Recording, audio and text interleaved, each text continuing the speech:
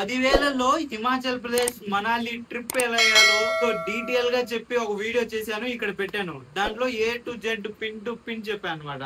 And అలాగే చాలా మంది అసలు హిమాచల్ ప్రదేశ్ అంటే ఎక్కడుందో కూడా అర్థం కావట్లేదు అంటున్నారు. వాళ్ళ కోసం చూపిస్తారండి.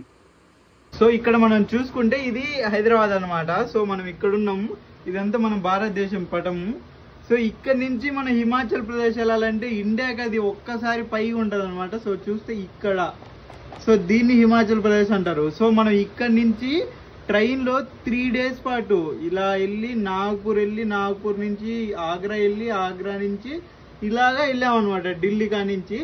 సో దీని గురించి డీటెయిల్ ఇన్ఫర్మేషన్ ఇస్తాను. అండ్ తర్వాత మన ట్రిప్ వచ్చేసి ఇక్కడ నుంచి కేరళ వెళ్తున్నాం. సో ఇండియాకి ఇది ఈ చివరి ఉంటుంది.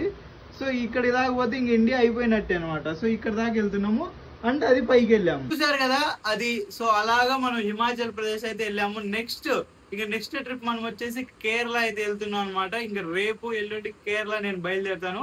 సో దాని గురించి కూడా డీటెయిల్ గా వీడియోస్ చేస్తాను. నా వీడియోస్ అన్ని చూడండి.